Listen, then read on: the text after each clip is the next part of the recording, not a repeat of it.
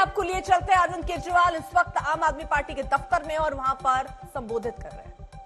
तुम्हारे पास सबूत तो नहीं है, तुम्हारे पास रिकवरी तो नहीं है, तो यूं ही डाल दिया मेरे को जेल में, बिना सबूत के डाल दिया मेरे को जेल में, बिना रिकवरी के डाल दिया जेल में। देश के इतिहास में 75 साल में सबसे ज्यादा बहुमत से आई हुई सरकार है। एक बार 70 में से 67 सीट, दूसरी बार 70 में से 62 सीट, 55% से ज्यादा वोट शेयर। इतने भारी बहुमत वाली सरकार के मुख्यमंत्री को आपने बिना सबूत के जेल में डाल दिया। यही तो तानाशाही है कि जिसका मन करेगा मैं उसी को जेल में डाल दूंगा, जिसका मन करेगा उसी को जेल में डाल दूंगा। और पूरे देश को मैसेज दे दिया कि अगर मैंने केजरीवाल को फर्जी केस में जेल में डाल दिया तो तुम्हारी तो औकात ही क्या है, किसी को भी पकड़ के जेल में डाल दूंगा। इसी तानाशाही के खिलाफ लड़ रहा हूं मैं, और इस किस्म की तानाशाही अपने देश को बर्दाश्त नहीं है। भगत सिंह ने कहा था ना कि जब सत्ता तानाशाही हो जाए तो जेल जिम्मेदारी बन जाती है, सबकी जिम्मेदारी है जेल में जाना, इसके खिलाफ आवाज उठाना। भगत सिंह के चेले हैं। भगत सिंह देश को बचाने के लिए, देश को आजाद कराने के लिए जेल गए थे। भगत सिंह देश को आजाद कराने के लिए फांसी पे चढ़े थे। हम देश को बचाने के लिए जेल जा रहे हैं। इस बार जब जा रहा हूं, मुझे नहीं पता अब मैं कब वापस आऊंगा, मुझे नहीं पता ये क्या करेंगे मेरे साथ जेल में, लेकिन मुझे कोई परवाह नहीं है, जो मर्जी करें। अगर भगत सिंह फांसी पे चढ़ गए, मैं भी फांसी पे चढ़ने के लिए तैयार हूं। मेरे शरीर का एक एक कतरा इस देश के लिए है, मेरे शरीर के खून की एक एक बूंद इस देश के लिए है, मेरे जीवन का एक एक पल देश के लिए है।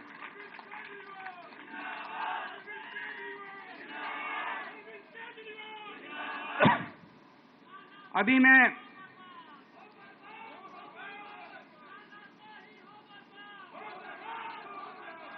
अभी राजघाट गया था सभी साथियों के साथ।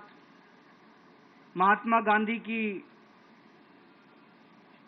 समाधि पे हम लोगों ने श्रद्धांजलि दी। गांधी जी ने इस हमारे देश से तानाशाही का अंत किया था, वो हमारे लिए प्रेरणा स्रोत हैं। उसके बाद हम कनॉट प्लेस गए, हनुमान मंदिर, वहां पे हमने हनुमान जी के मंदिर में जाके हनुमान जी का आशीर्वाद लिया। 4 तारीख को भी मंगलवार है,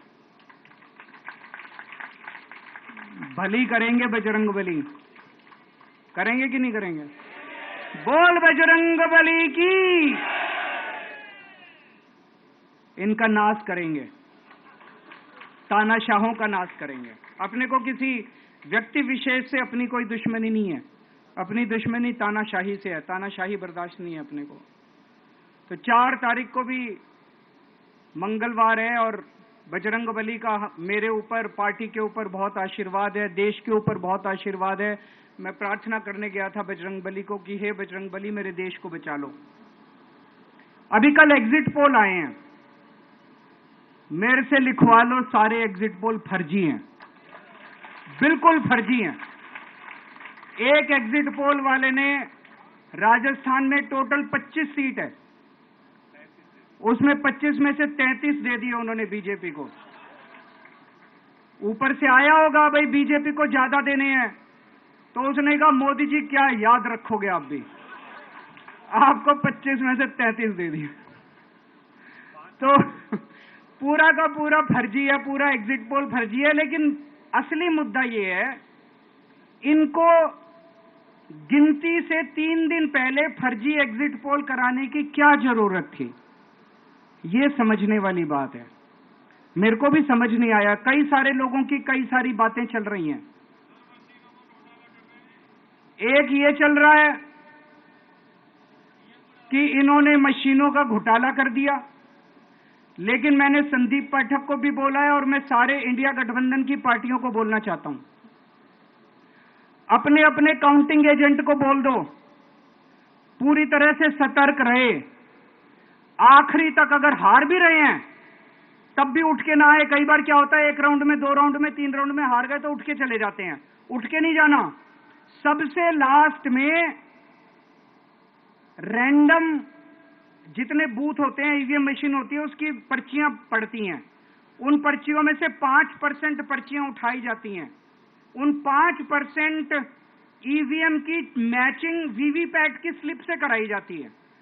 वीवीपैट पे जो स्लिप है उसकी काउंटिंग होती है, जैसे बैलेट पेपर की काउंटिंग होती थी, और उसकी काउंटिंग और ईवीएम की चेकिंग होती है दोनों की। एक भी मशीन अगर मैच ना करे तो वहां चुनाव रद्द कर दिया जाता है। तो अगर आपने ये चेकिंग कर ली वहां पे, तो इसका मतलब फिर ईवीएम का घोटाला हम बचा सकते हैं। फिर ईवीएम के घोटाला अगर कर रखा इन्होंने तो हम उसको एक्सपोज कर सकते हैं।